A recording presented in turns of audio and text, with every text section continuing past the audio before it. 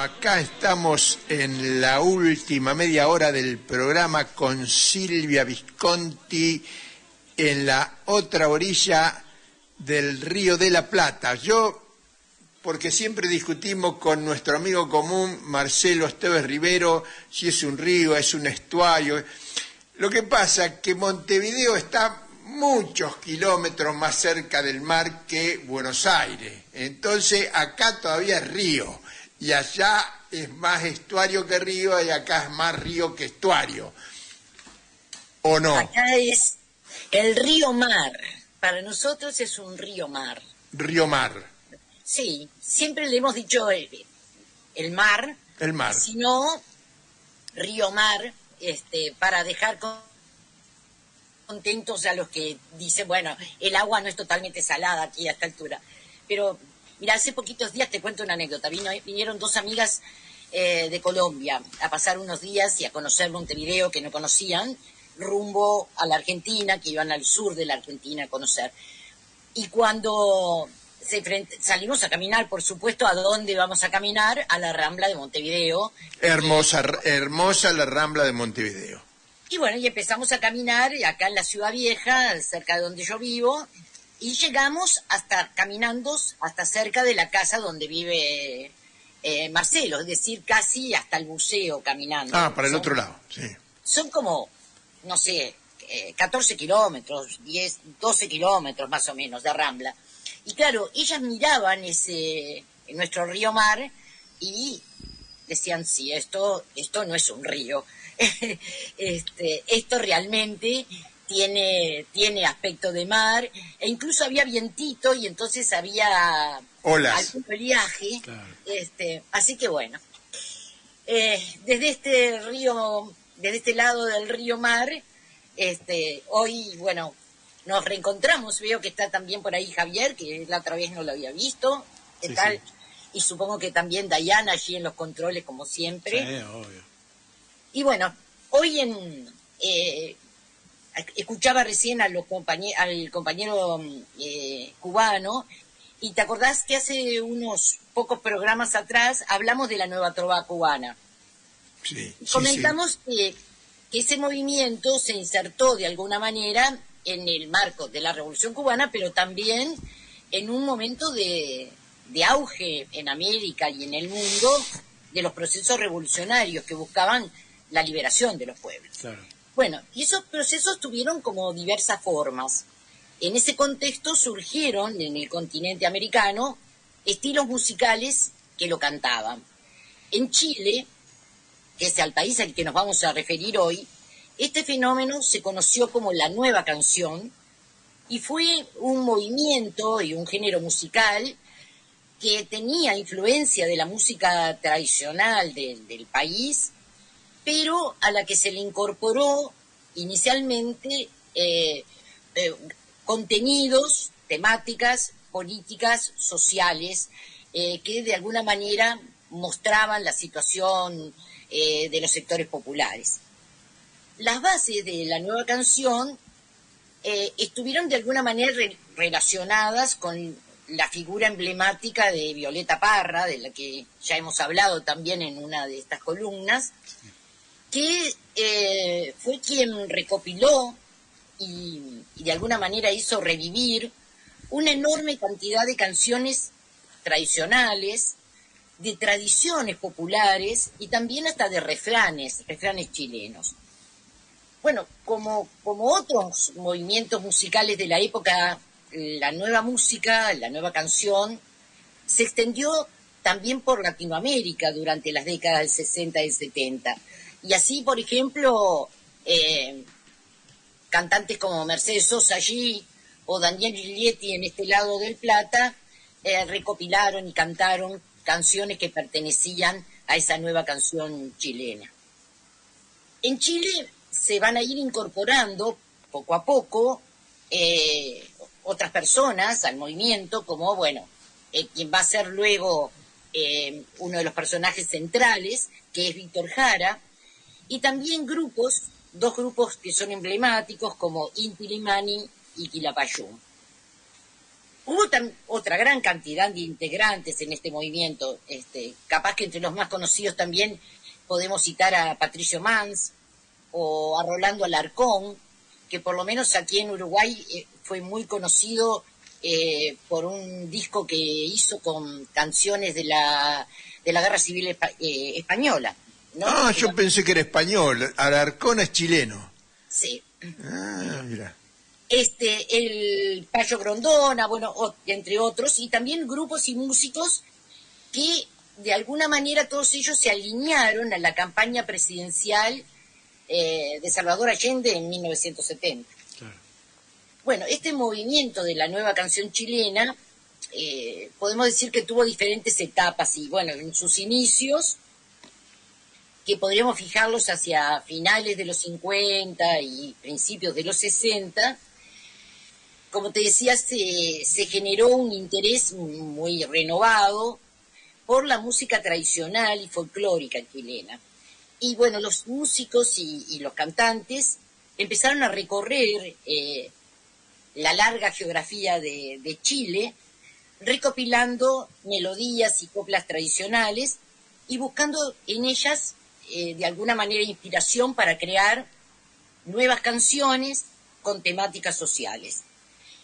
Estas canciones que empezaron a surgir se diferenciaban del folclore que se escuchaba en esa época en las ciudades, que eran interpretaciones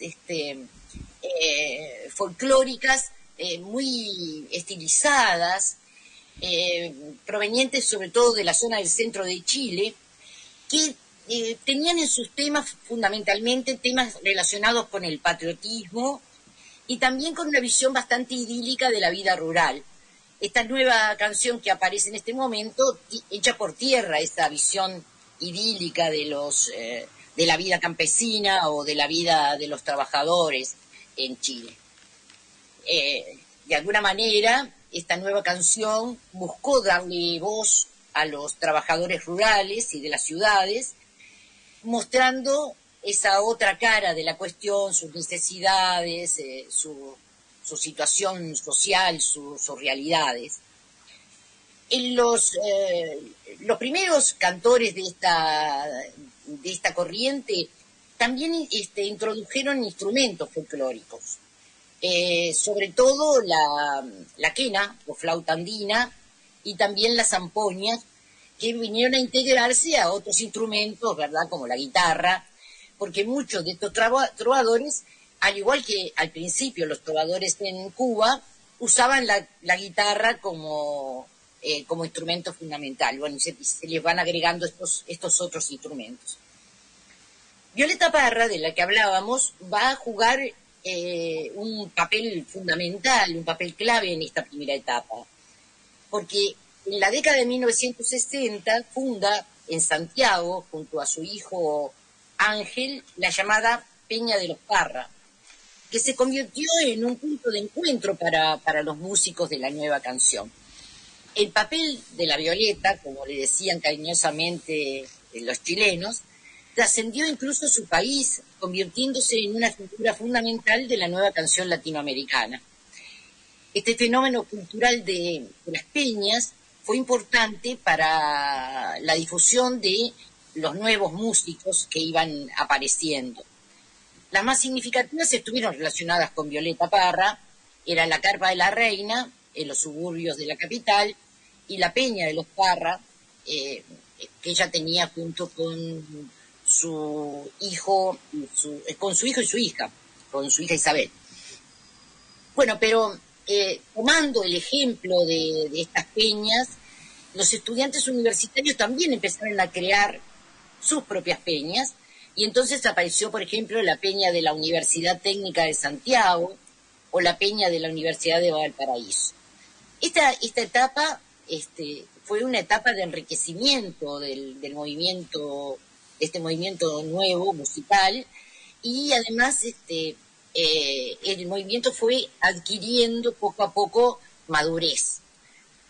Junto a la actividad de músicos individuales, se desarrolla también el trabajo de grupos, de conjuntos, que serán símbolos de la música de protesta con un repertorio que incluirá también canciones del ámbito latinoamericano o incluso algunas canciones europeas, como por ejemplo las que de la Guerra Civil Española que te comentaba, todas con contenido políticamente comprometido, digamos.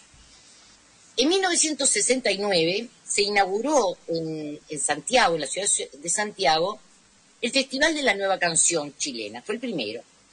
Era la primera vez que el movimiento además recibe ese nombre. Antes no tenía un nombre propio.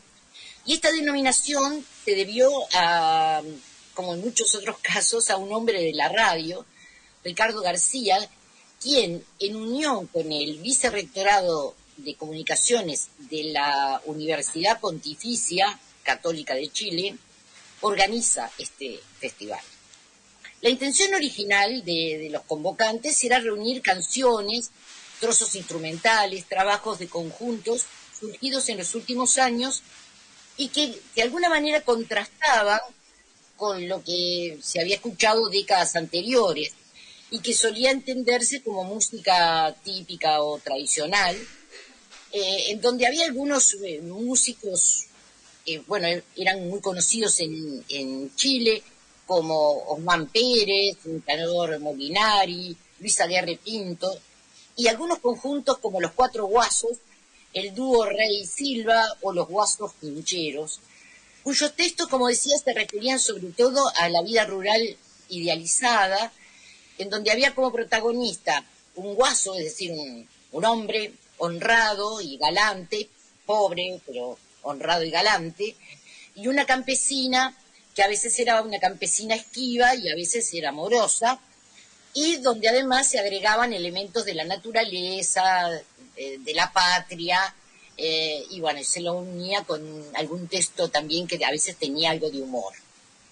Este festival fue una apuesta a la música nacional, pero a una música que se renovaba, uniendo, como decíamos, a los ritmos y canciones tradicionales los temas sociales. El rector de la Universidad Católica, Fernando Castillo, en este primer festival reivindicó el arte nacional chileno y decía: quizás la canción popular sea el arte que mejor define a una comunidad, pero últimamente en nuestro país estamos viviendo una realidad que no es la nuestra. Nuestro propósito hoy es buscar una expresión que describa nuestra realidad. ¿Cuántos cantantes extranjeros vienen aquí y nos ilusionan solo para dejarnos más vacíos que nunca al irse? ¿Y no es cierto que nuestros programas de radio y televisión rara vez incentivan la creatividad de nuestros artistas? Que nuestra preocupación fundamental sea que nuestro propio arte esté profundamente arraigado en el espíritu chileno, para que cuando cantemos, ya sea mal o bien, expresemos la alegría y el dolor genuinos, la alegría y el dolor que nos pertenecen a los chilenos. En este primer festival, la canción ganadora del premio fue nada menos que Plegaria de un labrador, de Víctor Jara. En el segundo festival ya no había premios, se habían excluido los premios, y dominaron casi absolutamente las canciones de textos comprometidos. Y en él se estrenó la cantata Santa María de Iquique, una cantata popular con texto y música de Luis Alvis, interpretada por Quilapayún, que también es ampliamente conocida en esta parte del sur. Uh-huh. Esta obra marcaría un hito dentro de la corriente no solamente de la nueva canción chilena, sino también de la canción latinoamericana. El tercer festival ya no tuvo el patrocinio de la Universidad Católica de Chile, pero sí contó con el apoyo oficial del gobierno de Salvador Allende, y allí también estaría marcado esto por el compromiso político de los músicos. Porque así como la nueva trova cubana o el canto popular uruguayo, la nueva canción chilena, desarrollada en un contexto de agitación social en Latinoamérica, de lucha de descolonización del tercer mundo, de la guerra de Vietnam, compuso y cantó a todas esas luchas de liberación. Ejemplo de ello son las canciones, por ejemplo, por Cuba, por Vietnam, las canciones de la Guerra Civil Española, cantadas por Orlando Alarcón, o la Samba del Che, de Víctor Jara, que les invito a compartir y a escuchar.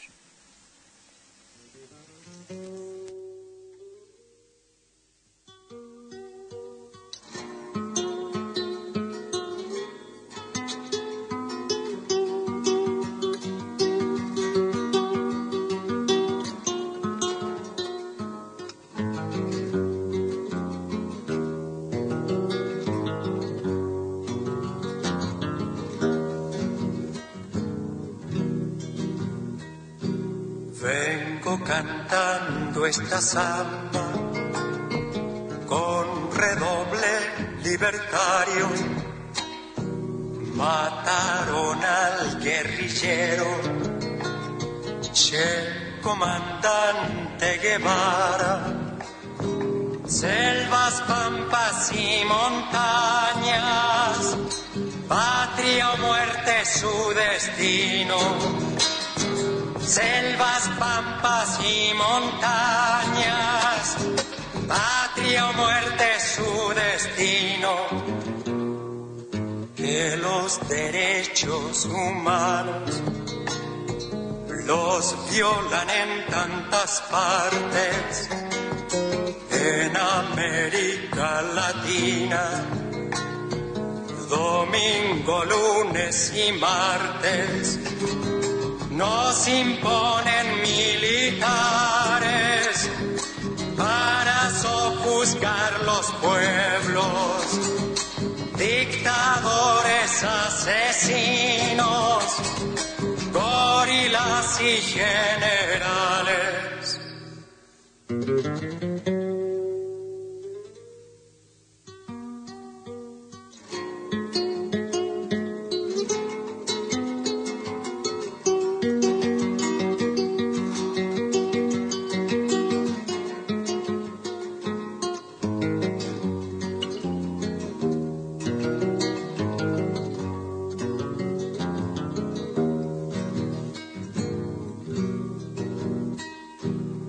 Explotan al campesino, al minero y al obrero.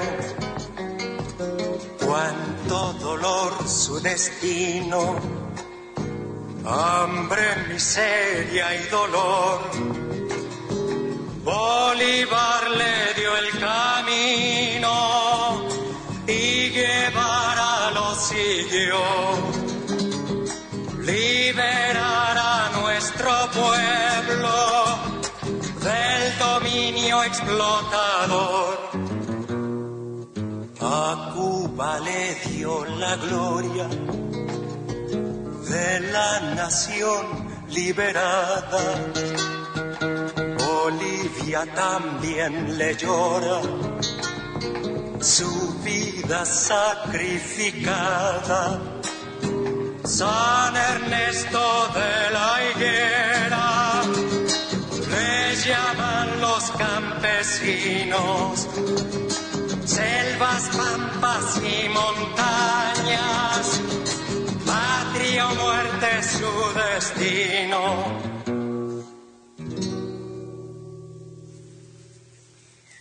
Bueno, la nueva canción apoyó, como ustedes imaginarán, la campaña presidencial del socialista Salvador Allende, y bueno, estos músicos tocaron en los mitines políticos, escribieron canciones de respaldo a la coalición de izquierdas Unidad Popular y se convirtieron de alguna manera en los referentes culturales de todo este movimiento de izquierda.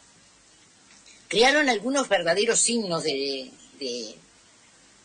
pueblo y de la Unión Popular en especial, entre ellos el tema Venceremos, un tema de Claudio Iturra y Sergio Ortega, que interpretaba la banda Inti Illimani y que fue uno de los temas que más se escuchaba y que acompañaba a todas las movilizaciones. Y capaz que la canción más importante en este sentido fue El Pueblo Unido Jamás Será Vencido, también compuesta por Sergio Ortega y en este caso por Quilapayún. Esta última incluso se convirtió en una canción de protesta, de lucha y de unidad de la izquierda. Tengo una anécdota con el Pueblo Unido Jamás Será Vencido. Ah, ahora me la contás entonces. Sí. Reconocida y cantada por todos los pueblos internacionalmente. A ver, contame la anécdota. Cortita, es un poco más larga, pero lo voy a hacer lo más cortita que puedo. Yo estuve 30 años dentro del aula, profesor de escuela, y bueno, participaba en los actos, pero nunca me dejaban hacer el discurso o organizar el acto del 25 de mayo, porque no son tontos. El 25 de mayo es la fecha política por excelencia en la Argentina. Entonces, un año nadie quería agarrar, entonces, bueno, hacer el acto del 25 de mayo como diciendo, no nos quedó otra. Y la directora despachaba a todos los alumnos, y los chicos contentos se iban, y dejaban 4 divisiones. Entonces agarré y organicé un coro con 4 divisiones, el coro, y cantaban El Pueblo Unido Jamás Será Vencido. Y además, cuando terminaba, bueno, imagínense, Un Rojo Amanecer, todo lo que dice la letra de la canción. Y cuando terminaba, además del coro, estaba la popular, que había otras 5 o 6 divisiones más, que cuando la directora le dijo, bueno, váyanse, dijo, no, tenemos que actuar en el acto. Entonces terminaba la canción el Pueblo Unido Jamás Será Vencido, cantada por 60, 70 chicas y chicos, y uno con voz potente gritaba, ¡viva la revolución! Y toda la escuela gritaba ¡viva! O sea que me di el gusto de hacer cantar a toda la escuela ¡viva la revolución! Con El Pueblo Unido Jamás Será Vencido. Bueno, vamos a escucharla entonces ahora. Dale. Vamos entonces. El pueblo unido jamás será vencido. El pueblo unido jamás será vencido. El pueblo unido jamás será vencido. De pie cantar que vamos a triunfar. Avanzan ya banderas de unidad y tú vendrás marchando junto a mí y así verás tu canto y tu bandera florecer, la luz de un rojo amanecer anuncia ya la vida que vendrá. De pie luchar, el pueblo va a triunfar, será mejor la vida que vendrá a conquistar nuestra felicidad y en un clamor 1000 voces de combate se alzarán, dirán canción de libertad, con decisión la patria vencerá. Y ahora el pueblo que se alza en la lucha con voz de gigante gritando adelante.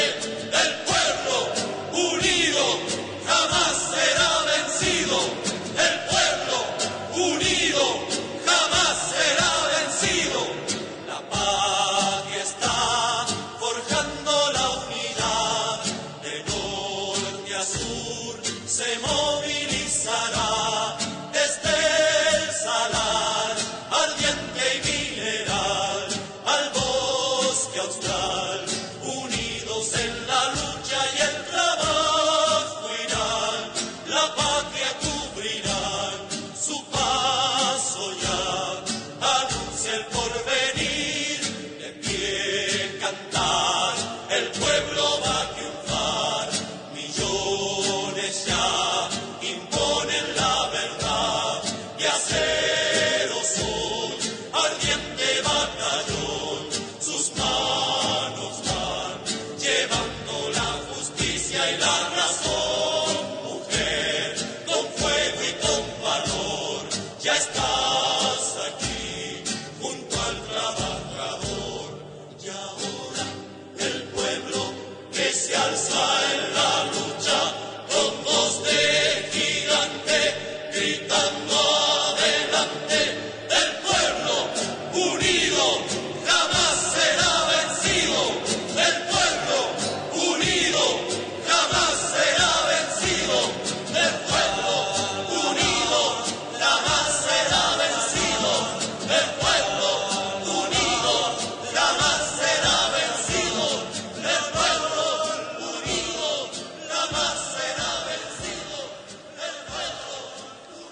Qué hermosísima tu anécdota, la verdad que me encantó que te hayas podido dar ese lujo. Uno a veces como docente a veces logra darse alguno de esos lujos. A mí me han pasado algunas cosas así también. Porque ya me había embromado con el día de la noche de los lápices, que me despachó a toda la escuela. Pero bueno, pero entonces digo, 2 veces no me va a agarrar. Y eso fue hace 15 años, no fue en el 70, fue ya en los 2000 y poquito. Mirá. 2010. Ah, muy cerca. Sí, no, fue ahora. Le conté a la bibliotecaria, ¿cómo viva la revolución? Una maestra jubilada, ¿cómo viva? Chichita, le digo, la revolución de mayo. Ah, la revolución de mayo. Una revolución es una revolución. Bueno, la elección de Salvador Allende como presidente chileno en 1970 va a producir una nueva fase en el movimiento de la nueva canción. Los temas empezaron a hablar también o a relacionarse con la esperanza de un nuevo tiempo. Así en su canción Manifiesto, Víctor Jara cantó sobre la esencia de la nueva canción diciendo: mi guitarra no es para ricos, no, nada de eso. Mi canción es sobre la escalera que construimos para alcanzar las estrellas, porque una canción tiene sentido cuando late en las venas de un hombre que morirá cantando su canción con sinceridad. El golpe militar de 1973, liderado por Augusto Pinochet, marcó el fin del movimiento de la nueva canción chilena. Muchos de los defensores y cultores de esta música fueron capturados, torturados o tuvieron que huir de Chile al exilio. En los días posteriores al golpe, el propio Víctor Jara fue llevado al Estadio Chile, hoy el estadio que lleva su nombre, donde fue torturado y asesinado, y allí escribió un poema que en una parte dice: qué difícil es cantar cuando debo cantar sobre el horror que vivo, el horror que muero, verme entre tantos momentos de infinitud donde el silencio y los gritos son el final de mi canción. Es que llegaron en el 73 tiempos de silencio y de gritos en Chile, pero el canto popular, ese que nace y que crece en la voz de los pueblos, permanece por debajo o renace siempre. En aquellos años, desde otras tierras, varios músicos de la nueva canción le cantaron a su Chile natal y denunciaron desde otros lugares a la dictadura. Pero más cerca en el tiempo, en octubre del 2019, cuando miles de chilenos salieron a las calles para exigir una sociedad mejor, esas canciones volvieron a escucharse en la voz de los manifestantes, las canciones de la nueva canción chilena y otras, más nuevas, pero que fueron continuidad identitaria de aquellas. Y bueno, con esto me despido hasta el lunes próximo.